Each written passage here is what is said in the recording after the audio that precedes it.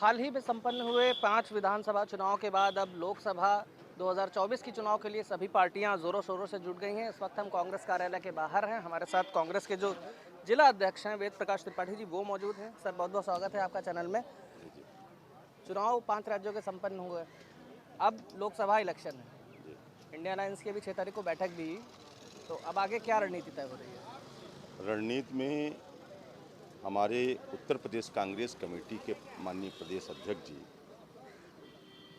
अभी हम लोगों की प्रदेश पदाधिकारियों की मीटिंग की और जिलाध्यक्षों को निर्देश दिया है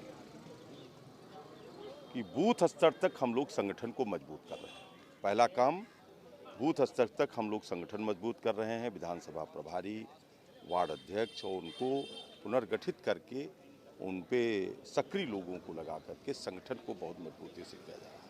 2024 की तैयारी को लेकर के दूसरा काम, संगठन को तैयार करने के बाद जन समस्याओं को लेकर के लखनऊ राजधानी के जिला अध्यक्ष होने के नाते जन समस्याओं को लेकर के विधानसभा घेरने का काम हम लोग करते हैं। अभी कल ही माननीय प्रदेश अध्यक्ष जी के निर्देश पर किसानों की डीएपी खाद की इस समय बेइंतहा आवश्यकता है, लेकिन उसके दाम बढ़ा दिए गए हैं। उसकी कालाबाजारी की वजह से वो बाजार में उपलब्ध नहीं है।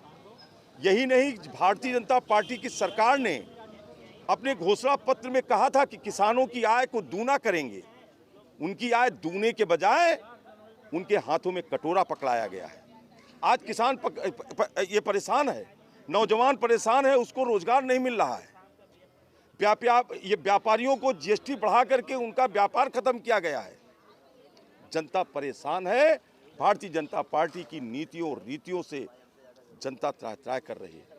उन सब की समस्याओं, जो उनकी समस्याएं हैं, उनको लेकर के हम लोग आंदोलन करते हैं। हमारी प्रभारी आदरणीय प्रियंका गांधी जी के निर्देश रहते हैं। वो स्वयं अभी चाहे हाथरस में हो, चाहे जहां हो, वो खुद ही आकर के लोगों की समस्याओं को लिए आंदोलन करती हैं। सर, लेकिन अभी जो विधानसभा चुनाव हुए उनमें केवल एक तेलंगाना अगर छोड़ दिया जाए, बाकी 3 जो बड़े राज्य हैं जिन पे पूरी नज़र थी और कांग्रेस का कहना था कि हम ये राज्य जीतेंगे, उसमें हार का सामना करना पड़ा कांग्रेस को। वहीं जो अलायंस है आपका, इंडिया अलायंस जो बना हुआ है 6 तारीख को मीटिंग में कई बड़े नेता नहीं पहुंचे, उसमें नहीं गए वो, चाहे अखिलेश यादव हों, चाहे वो आपकी पश्चिम बंगाल के मुख्यमंत्री रही हों, है ना। ऐसे में कैसे मजबूती मिलेगी आपके अलायंस को? क्योंकि जो मध्य प्रदेश में चुनाव हुआ उसमें जो है सपा अलग लड़ी, कांग्रेस अलग लड़ी, सब अलग अलग लड़ रहे हैं। लोकसभा में किस तरीके से क्या रणनीति तय होगी? आपको लग रहा है कि विपक्ष कुछ कर पाएगा? ये जो अलायंस आपका बना है ये भारी पड़ेगा एनडीए पर? जो भी हमारे राष्ट्रीय नेतृत्व इस पर निर्णय लेंगे, हम सभी लोग उस पर पूरी ताकत के साथ उसके अनुरूप काम करने का काम करेंगे। राष्ट्रीय ये हमारे नेतृत्व की वो है कि क्या गठबंधन होगा, कैसे होगा, क्या होगा, यह हम लोगों की उसका नहीं है। माननीय प्रदेश अध्यक्ष जी, माननीय राष्ट्रीय अध्यक्ष जी, जैसा भी कोई वो होगा, हम लोग साथ हैं। और भी यहाँ पर जो कांग्रेस के पदाधिकारी वो भी हैं और लोग हैं। सर, आपको लगता है कि कुछ गठबंधन काम आएगा? क्योंकि विधानसभा चुनाव में जिस तरीके से कांग्रेस को हार का सामना करना पड़ा है। देखिए, कई चैनलों पर मैं कह चुका हूँ कि जहाँ तक मुझे जानकारी है कि गठबंधन 2023 का नहीं हुआ था। गठबंधन का जो मैनिफेस्टो तैयार हुआ था, मैनिफेस्टो का किसी भी पार्ट के किसी भी एंगल में 2023 नहीं था। अब एक बात हमको समझ में नहीं आ रही है कि जो गठबंधन की शर्तनामा थी उसमें 2023 ऐड नहीं था। आप लोग 2023 को बार बार मुद्दा बना रहे हैं। नहीं, सुनिए सर, मेरा सवाल ये है कि कांग्रेस इंडिपेंडेंट विधानसभा चुनाव लड़ी है, पूरी जोरों शोरों के साथ लड़ी थी, लेकिन फिर भी उसको हार का सामना करना पड़ा और बीजेपी को 3 राज्यों में जीत मिली है। तेलंगाना की अगर बात छोड़ दी जाए, तेलंगाना में कांग्रेस को जीत मिली, लेकिन जो अलायंस बन रहा है 24 के लिए, मैंने 23 का नाम नहीं लिया कि आपका 23 में अलायंस है, मैंने कहा जो 24 के लिए अलायंस बन रहा है उसमें लगता है कि एनडीए को आप लोग हरा पाएंगे मिलके? हमको एक बात समझ में, डाटा आप भी देखते हैं, डाटा हम लोग भी देखते हैं। हम पूरे चुनाव में 4 करोड़ 90 लाख वोट पाए थे। एनडीए गठबंधन 4 करोड़ 81 लाख वोट पाई। हमने उसमें 2 स्टेट खोया और 2 के साथ एक अपना स्टेट ऐड करके 3 स्टेट जीत लिया। तो हम समझते हैं कि 1% माइनर वोट का माइनस प्लस उसमें हुआ है। तो फिर कांग्रेस जो है, क्योंकि अब मामला सुप्रीम कोर्ट में भी पहुंचा है ईवीएम को लेकर के, जी। कांग्रेस की तरफ से आरोप लगाए जा रहे हैं, मध्य प्रदेश और छत्तीसगढ़ हो, है ना, कि भाई ईवीएम में कुछ धांधली हुई या फिर काउंटिंग में कुछ धांधली हुई है। क्या लग रहा है आपको? हम ये कहते हैं कि हम प्रदेश में, अगर प्रदेश की विधानसभा को भंग करके अगर मैं भाजपा को चुनौती दे दूं तो ये बड़ा अतिशयोक्ति होगी। वो तीनों स्टेट का एक भी विधानसभा को चुन ले और वही बैलेट पेपर से चुनाव करा करके जीत करके हमको दिखा दे, हम मान लेंगे अपनी हार। हम तो एक विधानसभा की बात करते हैं, हम 4 विधानसभा की नहीं बात करते, हम पूरा विधानसभा की नहीं बात करते। हम तो कहते हैं कि जो सीट आपकी श्योर है कि आप चुनाव जीत लेंगे, वही सीट आप घोषित कर दीजिए भंग करके, और इसके बाद चुनाव वहाँ हो जाए बैलेट पेपर से, आप जीत लीजिएगा, मैं मान लूँगा। तो क्या 2024 में ये भी एक मुद्दा आप लोग उसको बनाएंगे, और क्या दोबारा से चुनाव कराने की मांग को लेकर के आप लोग आगे जाएंगे? बिल्कुल, हमारे जो बड़े नेता हैं इस पे अब मंथन कर रहे हैं।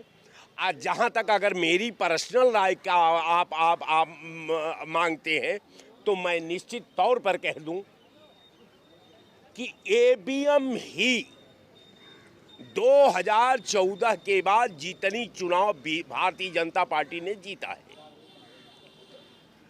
जनता ने उसको नहीं जिताया है, उसको ईवीएम ने जिताया है, उसको उसके ईडी ने जिताया है, उसको उसका सीबीआई ने जिताया है, उसके सारे एलिमेंट ने जिताया है, जनता ने नहीं उसको जिताया। जनता, मैं तो कहता हूं बार बार, इसलिए कि उसके पास कोई मुद्दा नहीं, वो मुद्दा विहीन दल है, उसका नाम है भारतीय जनता पार्टी। भारतीय जनता पार्टी केवल आडंबर उसका मुद्दा है। राम को जो है उसने एकदम, आप समझ लीजिए कि आलू और भंडा की तरह बेच रही है, और राम ही उसका डेवलपमेंट है, राम ही उसका मिशन है, राम ही उसका कार्य योजना है। लेकिन हम उस राम को नहीं मानते जिस राम को भारतीय जनता पार्टी मानती है। किस राम को मानते हैं? हम उस राम को मानते हैं जिस राम ने हमको बनाया है, इस कायनात को बनाया है। ये यहाँ जो है एक जमी से लेकर के पर्वत तक बनाया है, और ये वो राम को मानते हैं जिस राम को इन्होंने बनाया है। तो मतलब आपका कहना है कि बीजेपी के राम अलग है और आपके राम अलग बिल्कुल, है?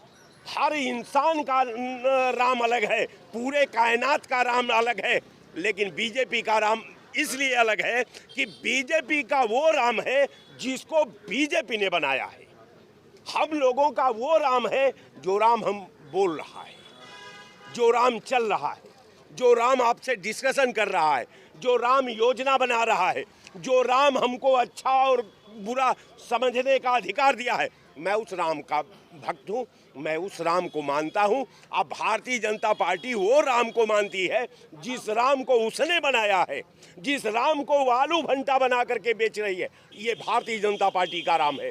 और जिस राम ने हमको बनाया है उस राम को हम लोग मानते हैं, पूरी कायनात मानती है, पूरा एक छोटा जीव से लेकर के और पर्वत तक मानता है। लेकिन ये उस राम को नहीं मानती, ये उस राम को मानती है जिस राम को इसने बनाया है। विरोध यहाँ है, अब विरोध यही विरोध पर कांग्रेस लड़ने जा रही है।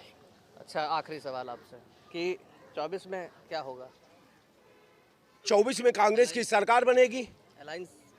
एलायंस करना पार्टी के हाईकमान का मामला है। नहीं, इंडिया अलायंस तो बनी गया ना। इंडिया अलायंस बना है, जो इंडिया अलायंस में है उसका स्वागत है, जो नहीं अलायंस में रहेगा उससे हम लड़ेंगे।